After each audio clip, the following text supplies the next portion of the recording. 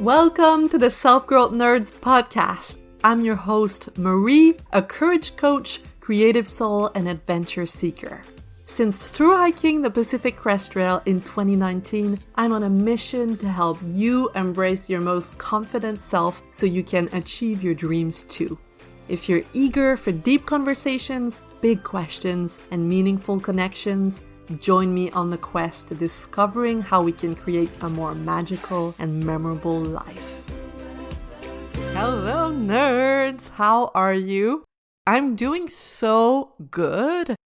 I feel like my inner fire is burning bright again, and that makes me emotional because it had been a long time since I felt this way. So I'm really glad to be back. Today we are talking about something I'm really good at, which is self-pity. Over the holidays, actually in the last month and a half, I would say, I was honestly having a hard time. And there's nothing wrong with that, right? I have so much compassion for myself, but I know that there were days where I was having a real pity party, where I was focusing on what I thought were all the ways in which I was failing, but really it was all the ways in which I was not being perfect and feeling ashamed and hopeless about it. But I got out of it. I climbed out of the hole. I feel so much better, and I wanted to look back on the different steps I've taken to get where I am today, feeling more grounded, feeling more like myself, feeling this inner fire burn again, like I was mentioning earlier. I want to share those steps to help you. And the goal is not to bypass the pain of living as a human on planet Earth. You have to experience and move through the pain.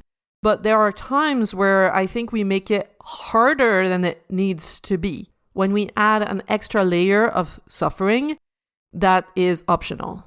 So I'm going to start by defining how I see self-pity. And then we're going to go through the 6 different steps that helped me to end the pity party and get unstuck, okay? This should be a super insightful and helpful episode that you'll want to save for when you're having a pity party again, or maybe send a friend that you think is going through a hard time and would need a hand. So self-pity, to me, comes from a narrative that you have no power over your life. You're helpless. You see yourself as a failure and you think it's just too late to even try. When you experience self-pity, you have forgotten for that moment all the ways in which you could make a change in your life. You see everything as so hard. You focus on the obstacles, and very often you inflate the obstacles. You don't focus on what is working well and what your strengths actually are. No. All of that disappears, and your attention is on the bad decisions you have made, the people you may have wronged, the ways in which you should have been better, what is not working, the gap between where you are and where you wish you were at your age. And most often when you talk about this with others, you don't really want them to give you solutions. You might hear their solutions, but they just all seem impossible from the get-go. Instead, you kind of want them to feel sorry for you or to see your pain, or you might also isolate yourself for fear that you will be misunderstood or that you will be judged or looked down upon for struggling so much. You might look for someone to save you. So not look for a solution, but look for salvation. It comes from a different energy. You want something or someone to make you feel worthy. Because that's what self-pity is about at the end of the day, is you doubt your worthiness. So you might look for what you can buy that's going to make you feel better, or who you can hire that's going to give you a quick fix. These are the moments where you might be more tempted to order like a makeup kit, expensive makeup kit online, or buy a bunch of online courses that you're not going to do. You're not really in a solution-oriented mode when you're swimming in self-pity. You're looking for salvation. And the difference here is empowered people look for solutions that they are going to take action on. And disempowered people look for salvation because they think they're incapable. They think they need someone else or something else to get them there, to do it for them. That's why it's super important for me to record this episode so you know how to get out of self-pity, because when we're in self-pity, we really don't make the best decisions for ourselves. Now, don't get me wrong, it is normal to feel this way sometimes. Life is hard, and self-pity can just be a sign that we need some love, that we need someone to acknowledge how hard life can be and to be reminded of how capable we are despite the hardships. However, I have found personally that sometimes self-pity wants to overstay its welcome, and it can sabotage what we have built. So you can use this episode to give you steps to get out of a self-pity rut when you judge it's been too long and you want to move on. Let's dive in. Step 1, you gotta shock your system out of it. Historically, I have had 2 ways of doing this. One of them, my favorite, is having a big cry. So that might be watching a movie or series that you know is going to destroy you emotionally, or having an honest conversation with a friend who you feel comfortable crying with, or hiring a coach or a therapist that you can bawl your eyes out in front of. There is this raw state of being that comes after a big cry where we have a more direct channel to our core, I feel like.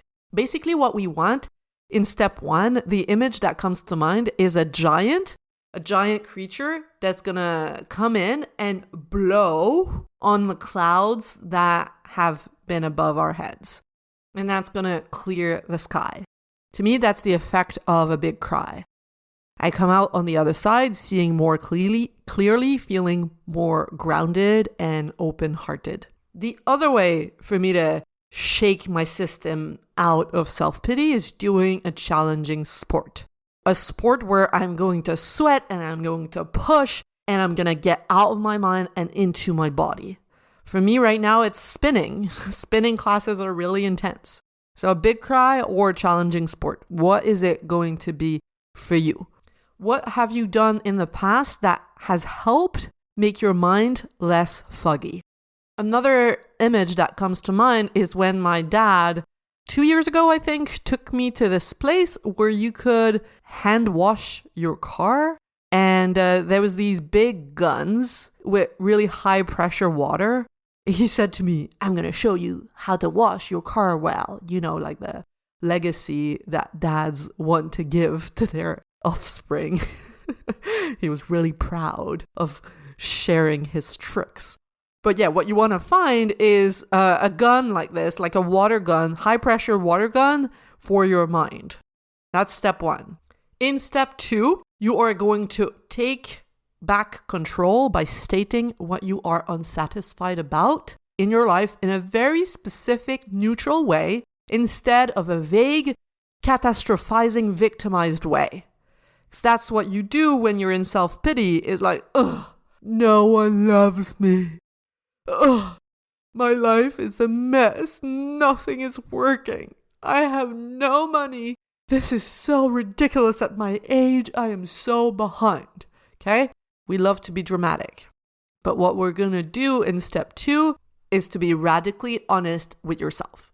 I'm going to give you plenty of examples.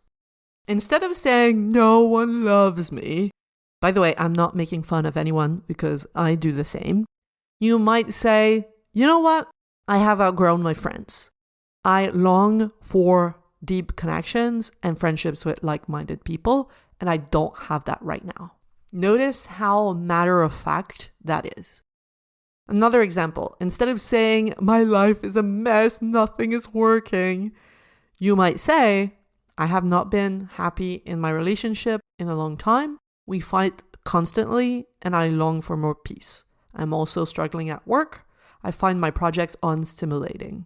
Okay? Try to put your finger on what exactly is going on without putting any blame. Just stating facts and stating what you long for. One last example. Instead of saying, I have no money, this is so ridiculous at my age, I feel so behind, you might say, I am not where I want to be, specifically when it comes to my finances.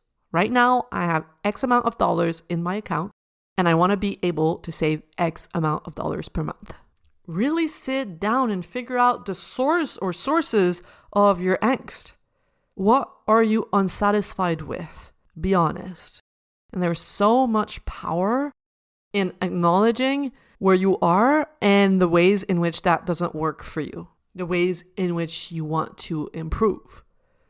This is an acceptance of what is, while also being an acknowledgement of what you deeply desire.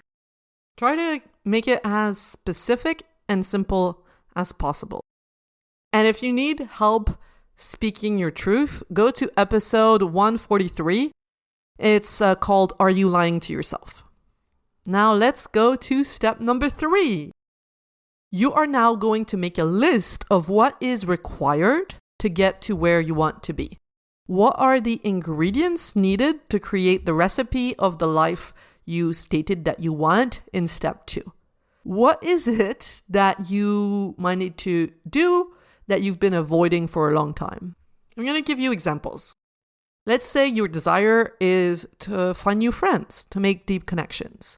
What you're going to write in step 3 is, okay, I guess I have to go out of my house, go to events regularly, and I have to follow up with the people I meet that I find interesting. And I have to offer dates, offer activities to do together. If you've been unhappy in your romantic relationship, maybe what you're going to write down here is we need to have that hard conversation. Maybe it's we need to go to couples therapy. Or maybe it's I need to leave. If your job is what's bugging you, if you find your projects unstimulating, maybe what you're going to write down here is, again, I need to have a hard conversation with my boss instead of, expecting them to read your mind. If that's been done before and nothing has changed, maybe what you need to do is find a new job. What is required here in order to find a new job? Make a list. That's going to be different for everyone depending on what industry you're in and what you want to do next. If it's about money, if you wish you had more than you do right now, maybe what you're going to write down here is I need to ask for a raise, or I need to create and respect a budget, or I need to create passive income. That step 3, might be hard to figure out on your own if you've been facing the same blank wall for a long time. You've got to seek the voices of people who have done what you want to do and can bring you a new and a more empowered perspective, because that's what you need. So that might be through podcasts, books, mentoring. And if you're like, actually, Marie, you know what? I know exactly what I need to do. I've known for a long time. I'm just not doing it. Maybe what's required here is to be humble, to stop pretending you can do it on your own and get help to overcome the unconscious barriers that slow you down. If your desire is to make friends, to create deep connections, and you have to get out of your house and go to events, but you haven't been able to do it, then maybe what you're going to add on the list of what's required is I have to learn how to better handle my fear of rejection. Same goes for money. You might know that you need to ask for a raise or that you need to learn how to invest, but you have not been doing it. So what is required here maybe is to get help to heal your overspending tendencies. That's just an example, right? I talk a lot about this in episode 145 called Unconscious Goals Are Slowing You Down. So if you are the kind of person who says, I know exactly what I need to do, I'm just not doing it, go listen to that episode after. Okay? It's going to be super helpful. So this is step 3. Basically, in step 2, you are honest about what it is that's not working in your life. And in step 3, you figure out the roadmap to get there. This step should give you clarity and help you think like, oh, okay, it's going to be challenging, but it's doable. I have an idea of the different steps I need to take. If that's not working, it might be because there's too much noise in your mind and it's hard to identify what's worth listening to, what really matters. It might also be because there's a lot of fear involved. So in your mind, there's just like these screams like, I don't know, this is too much. You get overwhelmed and you kind of shut down. That's okay. That's nothing to worry about because I'm really excited about this. I decided to offer something completely new that I've never done before, and that's a one-off coaching session. 90 minutes with me to get a massive boost of clarity.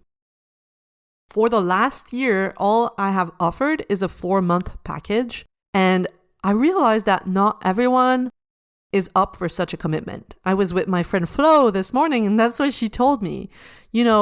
Some people just need a quick realignment. Working with me for 4 months is kind of like getting in a relationship with someone when you might just want to go on a really nice first date. So that's where the idea came from. What we're going to do in 90 minutes is 3 things. 1, untangle your mind.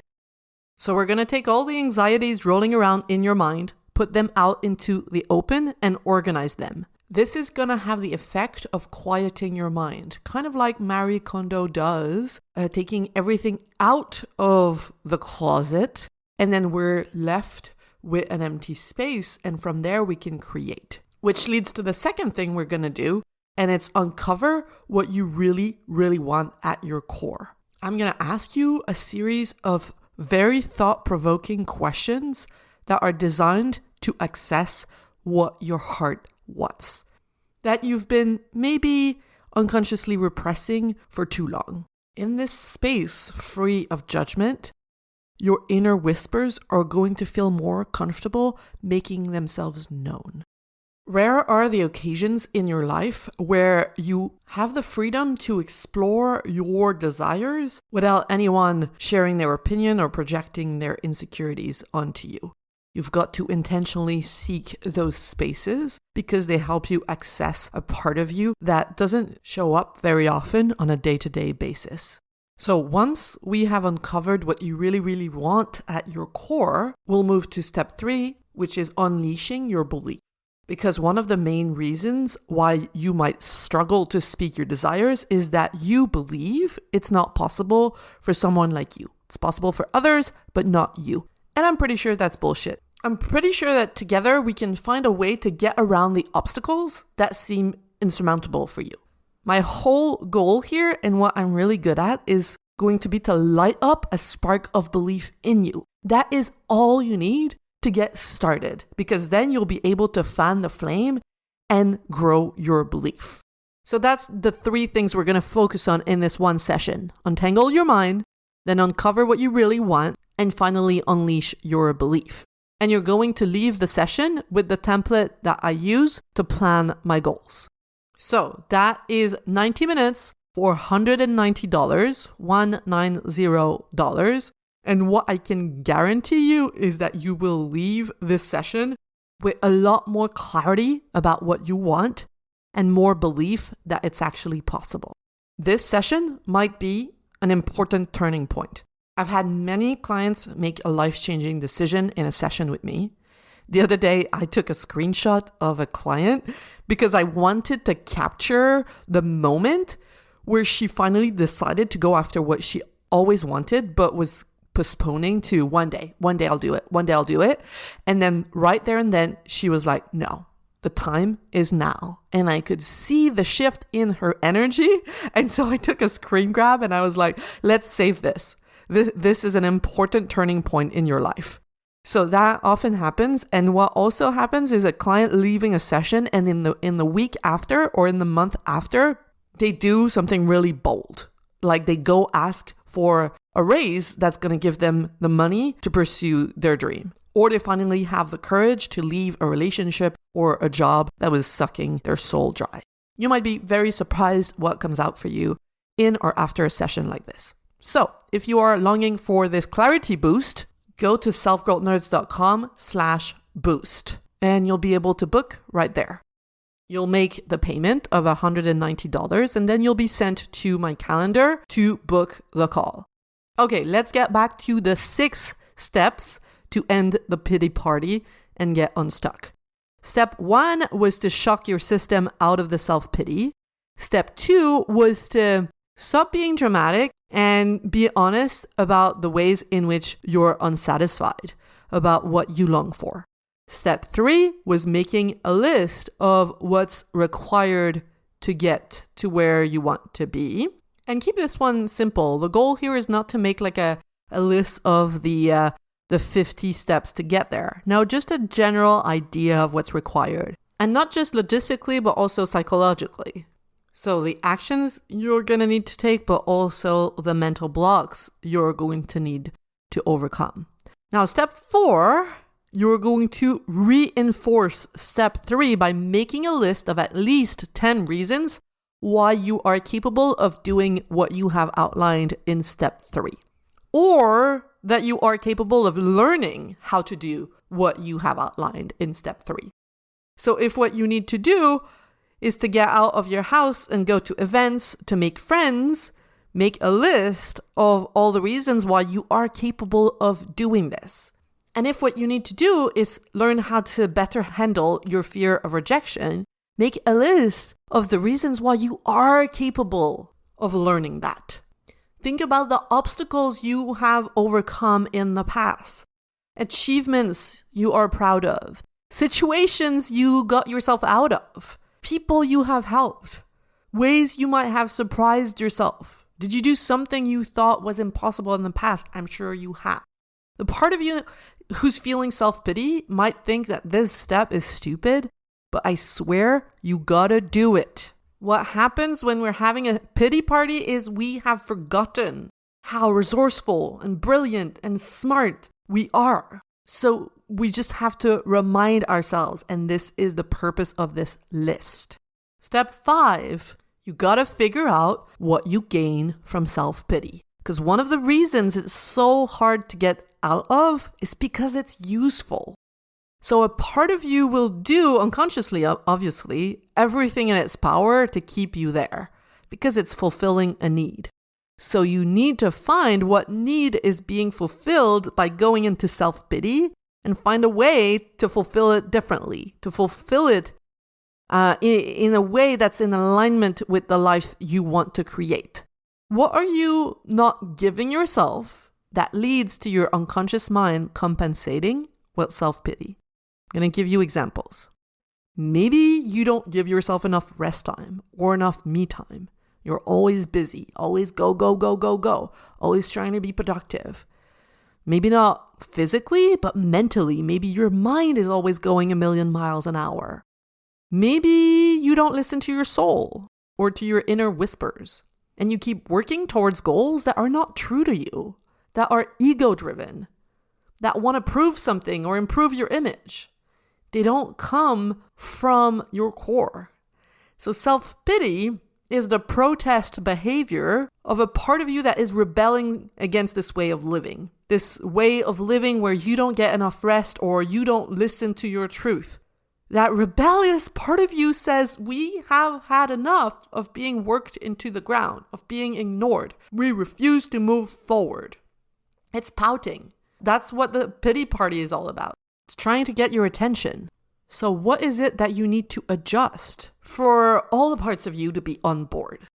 You can't just beat yourself out of the self-pity. You can't tell yourself, come on now, you lazy ass. It's been long enough. It might work for a while, but that part of you is going to come back. Because what you resist persists, as the quote goes. It's like you're telling a part of you that they don't belong. But that's just going to lead to trouble later down the line. What we want is for all the parts of you to feel welcomed. But for that, they need to be listened to and worked with and collaborated with. That's what I talk about in the episode 152 called Become a Clear, Calm, and Confident Inner Leader. Okay, so once you have answered this question, figured out what need is being fulfilled with the self-pity party and how you can replace that, move to step number 6. Last but not least, step number 6 is to get into action. Now, this could be a whole other podcast episode, so I'm going to keep it short. What's most important here is to start small and to keep it simple. We perfectionists love to overcomplicate and go from 0 to 100, to pack our week with a million things to do. But that will just send you right back into self-pity because the mountain will be too hard to climb. It's just going to create overwhelm. What we want is to make it easy as possible for you to want to keep showing up. So you create momentum and you think, see brain, I can do this. But you've got to lower the bar to be able to step over it. If the bar is so high, it takes too much energy for you to jump over it. So just lower the bar down, so you can just step over it more easily. It seems counterintuitive for us high achievers. It seems stupid. But you got to be willing to feel stupid. What we want here is to rebuild your trust with yourself, to rebuild your empowerment so that you can feel like, oh, okay, yes, I can do this. I got this. And then eventually maybe you can eat bigger bites. What's the saying? I'm pretty sure that's not the expression, but I'm going to leave it in here so that you can see I'm far from perfect. Now, if getting into action doesn't involve taking a lot of small steps, but actually involves taking a big leap, like leaving your relationship or quitting your job, then what I want to tell you is you're courageous. And yes, it's going to be uncomfortable, so uncomfortable. I've been there. But the discomfort is the price to pay for the immense amount of comfort on the other side. I wouldn't call it comfort. I would call it peace and truth. And that feels so good. When you've been trying to fit into something that you have outgrown for so long, either a relationship or a workplace, when you get out of it, it's so scary, but you feel like yourself again. And there's a euphoria that comes with that. And it's worth paying the price of a scary jump, okay? Now, if you want help with any of this, I'm going to reiterate what my 2 offers are. As always, you can book a discovery call with me if you're interested in working together for a period of 4 months. Maybe you have a big transition ahead of you and you know you need more support. Or starting today, you can book a one-off session if what you need is just a shake and a boost of clarity. So if you want to work together for a longer period of time, it's selfgrowthnerds.com/audacity. And if you want to sit together for 90 minutes and get really, really clear, then that's selfgrowthnerds.com/boost. Okay, so that's it for this week. The 6 steps to end the pity party and get unstuck are 1, shock your system out of it. 2, take back the control by being really honest and neutral about the ways in which you're unsatisfied. Step 3, make a list of what's required to get to where you want to be. Step 4, make a list. I'm asking you to make a lot of lists. Lists are great. Make a list of at least 10 reasons why you're capable of doing what you've outlined. Step 5, figure out what it is that this self-pity is serving.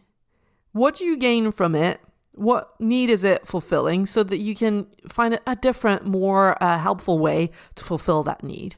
And finally, step 6, get into action. You can do this. All right. Lots of love to you all. And I'll talk to you next week. Bye. If you love what you're hearing on the Self-Growth Nerds podcast and you want individual help finding a new direction for your life and developing the courage to make your dreams a reality, you have to check out how we can work together on selfgrowthnerds.com or message me on Instagram at selfgrowthnerds. My clients say they would have needed that support years ago. So if you're tired of feeling like you're wasting your life, don't wait. Get in touch now, and I cannot wait to meet you.